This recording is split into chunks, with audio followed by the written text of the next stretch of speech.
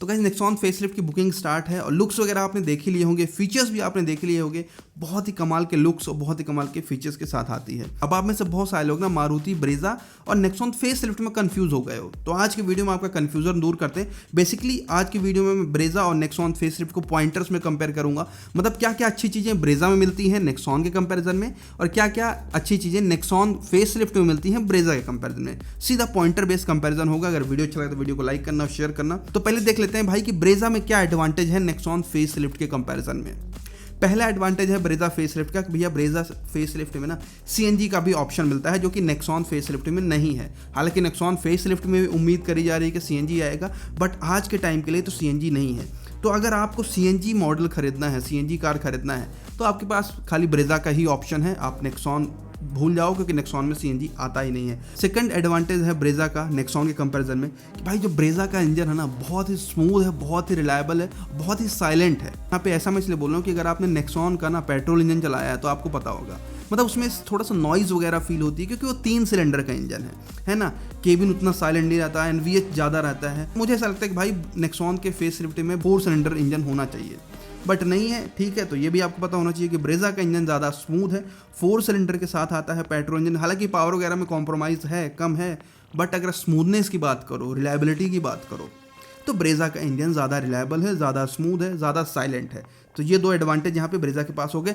बाकी भाई मुझे ऐसा कोई बड़ा एडवांटेज नहीं लग रहा है ब्रेजा के पास नेक्सॉन के कंपैरिजन में। नेक्सॉन अपने आप में ही बहुत ही कमाल का प्रोडक्ट है और फेसलिफ्ट तो भाई अभी बिल्कुल कह सकते हो कि आपकी एक नेक्स्ट लेवल तक जा चुकी है। अब भाई देखते हैं कि नेक्सॉन फेसलिफ्ट में क्या ऐसी चीज़ें मिलती हैं या क्या एडवांटेज हैं ब्रेजा के कंपैरिजन में। तो पहला नेक्सॉन फेसलिफ्ट का बड़ा एडवांटेज है अफोर्डेबल सनरूफ। अब देखो ब्रेजा में अगर आपको सनरूफ चाहिए तो 12-13 लाख रुपए खर्चा करना पड़ेगा एक शोरूम, लेकिन अगर आपको नेक्सॉन में सनरूफ चाहिए फेसलिफ्ट में तो आपको 9 लाख रुपए से मिल जाएगा। अब ऐसा नेक्सॉन में इसलिए हो पा रहा है क्योंकि नेक्सॉन में ना हर एक मॉडल में एक सनरूफ के लिए स्पेशल वेरिएंट लॉन्च करा गया है। एग्जाम्पल जैसे नेक्सॉन फेसलिफ्ट में आपको 4 मॉडल मिलते हैं। बेस मॉडल है स्मार्ट, फिर आता है प्योर, फिर आता है क्रिएटिव, फिर आता है फियरलेस। तो स्मार्ट में भी एक सनरूफ वाला मॉडल है स्मार्ट प्लस एस, मतलब उसमें सनरूफ मिल जाएगा। प्योर में भी जाओ तो प्योर एस एक सनरूफ का मॉडल है। तो मतलब टाटा ने ऐसा कर दिया है कि अगर आपका बेस मॉडल का बजट है और आपको सनरूफ चाहिए तो आप खरीद सकते हो थोड़े से एक्स्ट्रा पैसे देके। सनरूफ के लिए अलग अलग वेरिएंट हर एक मॉडल में दिए गए हैं। तो ये एक बड़ा एडवांटेज है भैया, क्योंकि बहुत सारे लोगों का आज के टाइम पे कंसिडरेशन है कि भैया उनकी कार में सनरूफ हो, तो वो यहाँ पे बजट अगर उनका टाइट है तो नेक्सॉन पिक कर सकते हैं, नेक्सॉन फेसलिफ्ट, क्योंकि 9-10 लाख रुपए में ही सनरूफ मिल जाएगा। लेकिन ब्रेजा में भैया आप 13 लाख रुपए के आसपास ही ले पाओगे, वो भी एक्स शोरूम प्राइस की बात कर रहे हो यहाँ पे। सेकंड एडवांटेज है नेक्सॉन फेसलिफ्ट का ब्रेजा कंपैरिजन में इसके फीचर्स। अब भाई नेक्सॉन फेसलिफ्ट में ऐसे ऐसे फीचर्स है ना कि आप इस सेगमेंट में तो भूल ही जाओ, इससे ऊपर वाली कार्स में भी नहीं मिलता। जैसे पूरा इंटीरियर देखो कमाल का है ही, पूरा नया, मतलब कुल मिला के फ्यूचरिस्टिक एलिमेंट्स इसमें बहुत सारे हैं। स्टीयरिंग में सोचो जो लोगो है ना वो भी एल्यूमिनेटेड है। अब बताओ आप मुझे कौन सी गाड़ी में देखने को मिलता है, ब्रेजा में तो है ही नहीं। सेकंड किसमें ड्राइविंग मोड का एक नॉब है जिसमें इको स्पोर्ट सिटी का मोड है, ये भी आपको ब्रेजा में देखने को नहीं मिलता। और ऐसे छोटे छोटे बहुत सारे features, ventilated seats Nexon facelift में है लेकिन ब्रेजा में नहीं मिलता। इसके साथ जो पूरा एसी का यूनिट है वो टच बेस्ड है जो कि ब्रेजा में नहीं मिलता। ब्रेजा में ऑटोमेटिक एसी तो है बट नॉर्मल जैसे सभी कार्स में आते हैं स्विच वाले वो हैं, लेकिन इसमें भाई पूरा टच पैनल दे दिया गया है जो कि इसको बिल्कुल फ्यूचरिस्टिक कार बनाता है। मतलब एसी के लिए भी टच पैनल है, अगर आपको हज़ार्ड लाइट लेना है तो उसके लिए टच पैनल दिया गया है, मतलब आपको स्विच नहीं दबाना, टच करोगे अपने आप वो ऑन हो जाएगा। तो ये मुझे लगता है कि ऐसे कुछ और फीचर्स हैं, ज़्यादा डीप में नहीं जाएंगे, बट आप ये समझ लो नेक्सॉन फेसलिफ्ट के पास बहुत सारे ऐसे फीचर्स हैं जो कि यहाँ पे ब्रेजा में बिल्कुल भी नहीं मिलते। ठीक है, तो एक दूसरा एडवांटेज ये भी हो गया। थर्ड एडवांटेज है नेक्सॉन फेसलिफ्ट का इसकी परफॉर्मेंस। अब देखो वैसे तो नेक्सॉन फेसलिफ्ट में 2 इंजन मिलता है, एक मिलता है 1.2 लीटर का टर्बो पेट्रोल, दूसरा आता है डीजल इंजन, और दोनों की ही परफॉर्मेंस ब्रेजा के कंपैरिजन में ज़्यादा है।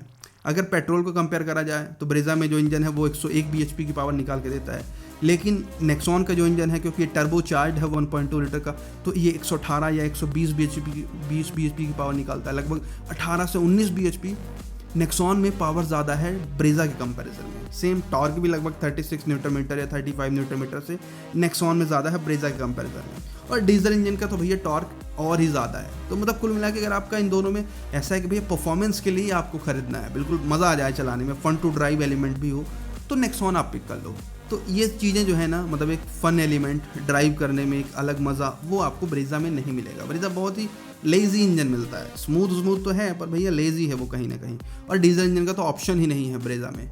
तो भैया परफॉर्मेंस के टर्म्स में नेक्सॉन क्लियर विनर है। इसी के साथ फोर्थ जो पॉइंट है इसी से रिलेटेड है कि भैया नेक्सॉन में डीजल इंजन मिलता है। तो बहुत सारे आज भी ऐसे बायर्स हैं ना जिनको डीजल कार खरीदनी है, क्योंकि डीजल का जो टॉर्क है वो एक अलग लेवल का होता है। तो यहाँ पे आपके पास नेक्सॉन फेसलिफ्ट का ही ऑप्शन है बस। ब्रेजा में डीजल इंजन आता ही नहीं है, कब का बंद हो चुका है। तो अगर आपको डीजल इंजन खरीदना है तो भैया सिंपली आप नेक्सॉन को ही देखो, ब्रेजा में है ही नहीं तो आप देखोगे भी क्या। तो ये भी एक एडवांटेज हो गया नेक्सॉन के पास। एक और नेक्स्ट एडवांटेज है नेक्सॉन फेसलिफ्ट के पास कि भाई इसमें ना ईवी का भी ऑप्शन है।